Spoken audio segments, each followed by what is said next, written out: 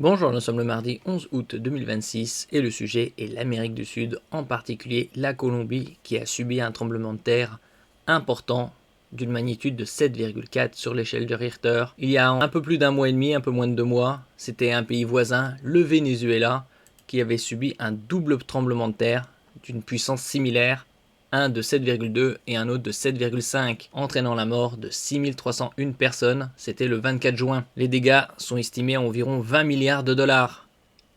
Si on peut voir une carte d'Amérique du Sud, le Venezuela avec la capitale Caracas, à l'ouest du Venezuela, la Colombie avec la capitale Bogota. Ici on peut trouver l'épicentre du séisme, non loin de la ville de Pereira, à l'ouest de cette ville, Bogota la capitale, et au nord de Cali. Le bilan du séisme s'alourdit en Colombie avec au moins 132 morts et 570 blessés. Précédemment, il parlait de 111 morts avec une magnitude de 7,4. Dans la région, les bâtiments ne sont pas parasismiques comme on peut les trouver par exemple sur certains de la côte ouest des États-Unis ou au Japon notamment.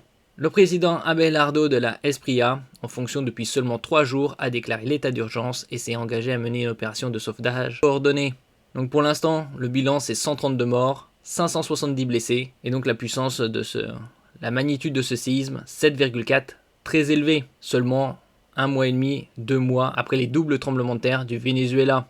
N'oubliez pas de vous abonner pour plus de news nationales, européennes et internationales sur ce monde dans lequel nous vivons. Les États-Unis offrent une aide de 15,5 millions de dollars.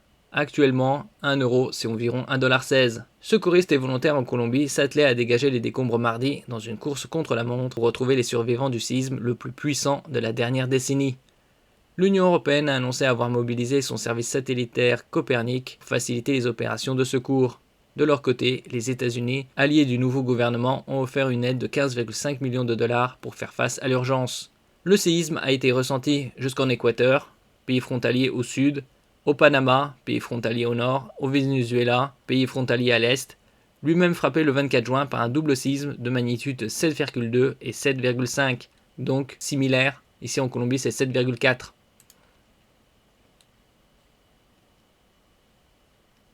Il y a une très longue chaîne de montagnes, la cordillère des Andes, et ça se situe sur la ceinture de feu du Pacifique. Ces pays sont situés sur la ceinture de feu du Pacifique, zone de forte activité sismique et volcanique, due au mouvement des plaques tectoniques.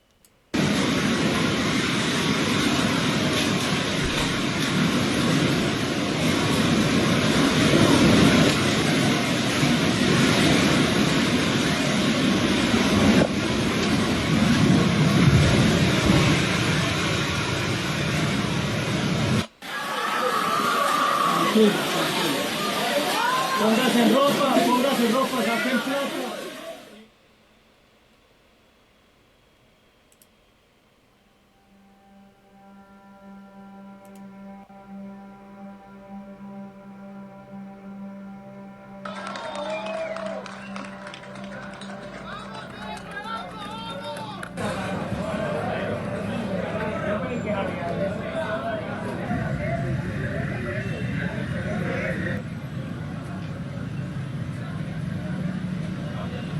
Un poquito de susto, sentimos que empezó a temblar, pero el tema es que no paraba, no fue tan fuerte, pero fue muy largo. Entonces, al no parar, uno empieza a temer porque se empeore o se ponga un poco más duro.